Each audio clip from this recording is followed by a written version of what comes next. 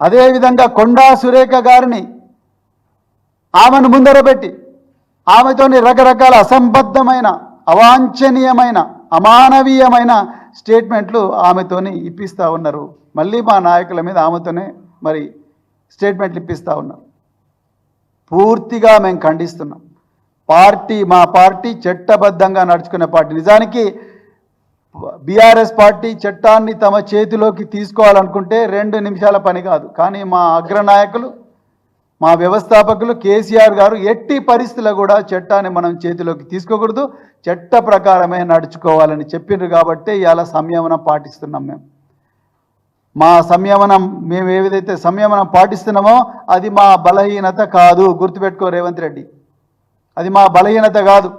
ఇప్పటికి కూడా మా కార్యకర్తలు, మా నాయకులందరూ కూడా పీడిత ప్రజల పక్షాన రాజ్యాంగం ఇచ్చిన ఆర్టికల్ 19 అధికరణం ప్రకారమే మేము పీడిత ప్రజల పక్షాన పోరాడడానికి సిద్ధంగా ఉన్నాం. దానికి ప్రాణత్యాగానికైనా సిద్ధంగా ఉండాలని మా నాయకులు పిలిపించిండ్రు. కాబట్టి మా కార్యకర్తలు మీరెన్ని కవ్వింపు చర్యలకు పాల్పడ్డా, కేటీఆర్ గారి కాన్వాయ్ మీద దాడి చేసినా, అదేవిధంగా తెలంగాణ భవన్ మీద దాడి చేసినా, హరీష్ రావు గారి ఆఫీస్ మీద దాడి చేసినా, పాడి కౌశిక్ రెడ్డి గారి మీద దాడి చేసినా, పల్లా రాజేశ్వర రెడ్డి గారి మీద దాడి చేసినా, లేకపోతే ఖమ్మంలో జగదీష్ రెడ్డి గారి మీద, హరీష్ రావు గారి మీద, సవితా ఇంద్రారెడ్డి గారి మీద, వీళ్ళందరి మీద వాళ్ళ కార్లను మీరే ధ్వంసం చేసి మేమే ధ్వంసం చేసినామని చెప్పి మా మీద కేసులు పెట్టి మమ్మల్ని కవ్వింపు చర్యలకు గురి చేసినా మేము ఇంకా సంయమనం పాటిస్తున్నాం. ఎందుకంటే ఈరోజు తెలంగాణలో పుట్టెడు దుఃఖంలో తెలంగాణ ప్రజలు ఉన్నారు. మరి ముఖ్యంగా ఈ హైడ్రా, రేవంత్ రెడ్డి ధనదాహానికి తయారు చేసిన ఒక యంత్రం ఈ హైడ్రా బాధితులు ఎవరైతున్నారో వాళ్ళందరి పక్షాన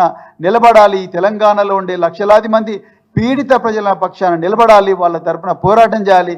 మాతో పాటు వచ్చే ప్రతి ప్రజాస్వామిక శక్తిని మరి ఈ విశాల వేదికలో మమేకం చేయాలి. ఈ ప్రజల కోసం, పీడిత ప్రజల కోసం పోరాడాలని పార్టీ నిర్ణయించుకున్నది. కాబట్టే మీ కవ్వింపు చర్యలకు మేము మరి ఓపిక బట్టి చూస్తూ ఉన్నాం. కానీ మా ఓపిక కూడా అద్దుంటుంది రేవంత్ రెడ్డి, గుర్తుపెట్టుకో. నీ బండారం బయటపడుతూనే ఉన్నది. రాబోయే రోజుల్లో ఇంకా నీ బండారాలు ఎన్ని వేల కోట్ల, లక్షల కోట్ల కుంభకోణాలు, ఎంతమంది మెగా కాంట్రాక్టర్లతో నువ్వు రహస్య ఒప్పందాలు కుదుర్చుకున్నావు, వాటి వివరాలు త్వరలోనే మళ్ళీ ఇదే వేదికగా బయట పెట్టబోతున్నాం. మేము, మా నాయకులు బయట పెట్టబోతూ ఉన్నారు. అందుకొరకు నీ బండారం బయటపడ్డది.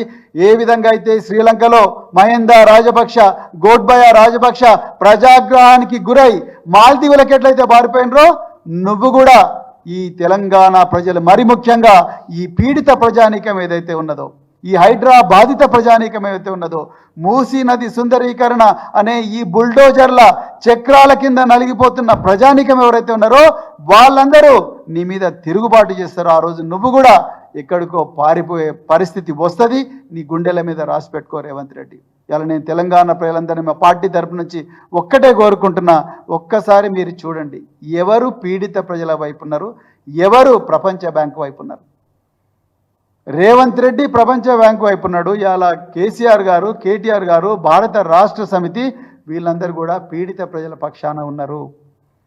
పీడిత ప్రజల పక్షాన ఉన్నందుకు మాకు ఈరోజు అందుతున్న బహుమానాలు, ఈరోజు దాడులు జరుగుతూ ఉన్నాయి, అక్రమంగా కేసులు జరుగుతూ ఉన్నాయి. ఇలా సోషల్ మీడియాలో నేను దాడి చేసినాను ఓపెన్గా కేసు పెడుతుంటే, ఓపెన్గా పోస్టులు పెడుతుంటే అతని మీద కేసులు పెట్టలేదు పోలీసులు. పేద ప్రజలు వాళ్ళ బాధనంతా కూడా వెలగక్కుతుంటే సోషల్ మీడియా వేదికగా వాళ్ళ మీద కేసులు పెట్టిండ్రు. మరి ఈయన మీద ఎందుకు పెట్టలేదు కేసు? సోమాటో. ఎందుకంటే ఈయన అధికార పార్టీ, రేవంత్ రెడ్డి అనుచరుడు, అందుకొరకు పెట్టలేదు. ఇదే పక్షపాతం ఈరోజు జరుగుతూ ఉన్నది. నిరంకుశ పాలన, దౌర్జన్యకరమైన పాలన, అదేవిధంగా అరాచక పాలన, గూండాల పాలన, రౌడీల పాలన తెలంగాణలో జరుగుతూ ఉన్నది. దీన్ని అందరూ కూడా ప్రజలు, ప్రజాస్వామిక వ్యక్తులు, అందరి శక్తులు అందరూ కూడా ఖండించాలి. పెద్ద ఎత్తున కూడా ఇదే నినాదంతో మేము పీడిత ప్రజలకు రక్షణగా ఉంటాం, రక్షణ కవచంగా ఉంటాం, వాళ్ళకి న్యాయం జరగాలనే నినాదంతోనే ఇలా బీఆర్ఎస్ పార్టీ ప్రజల్లోకి పోబోతున్నది. అదేవిధంగా కేటీఆర్ గారి మీద కేటీఆర్ గారు కానీ తర్వాత పార్టీ నాయకుల మీద మీరెన్ని దాడులు చేసినా మేము వెనకడుగు వేసే ప్రసక్తే లేదు. మేము ముందరనే చెప్పినాం, ఈ పేద ప్రజల కోసం ప్రాణ త్యాగానికి కూడా సిద్ధమవుతాం. త్యాగాల పునాదుల మీదనే నిర్మించబడ్డది భారత రాష్ట్ర సమితి. ఆ విధంగానే వచ్చింది తెలంగాణ. ఎట్టి పరిస్థితుల్లో కూడా నీలాంటి ప్రపంచ బ్యాంకు ఏజెంట్ల ఈ కవ్వింపు చర్యలకు కానీ, వెన్నుపోట్లకు కానీ, లేకపోతే ఈ దుష్ట చర్యలకు కానీ భయపడే సవాల్ లేదని చెప్తూ మరొక్కసారి తెలంగాణ ప్రజలందరూ కూడా వీటిని గుర్తించాలని చెప్పి కోరుకుంటూ ముగిస్తున్నా. జై తెలంగాణ.